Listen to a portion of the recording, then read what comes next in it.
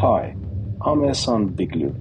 Welcome to this workshop, Creature Art Direction for Film, Design Development, and Art Direction.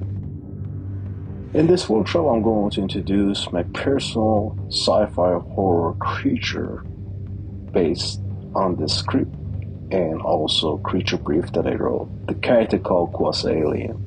So I start with designing and thumbnailing on a paper using traditional medium to do a final finished illustration. I will bring it inside Photoshop and do a small color key on top.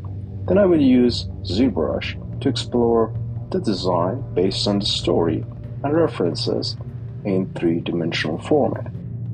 Using a KeyShot for quick lighting and a lot of back and forth between Photoshop, ZBrush, and KeyShot, I will be able to explore different shapes, forms in this case, and coming up with the different designs. After this stage, I will use Maya to quickly do a simple rig animation and all-in-one renderer to do my lighting and also different assets to do set dressing and give it the mood and cinematic vibe and visual. Finally, I will use Unreal Engine for my final cinematic shot using Lumen and bringing the same assets around the creature and character. We will cover a lot in this workshop. Hopefully you will enjoy it. Thank you very much for watching.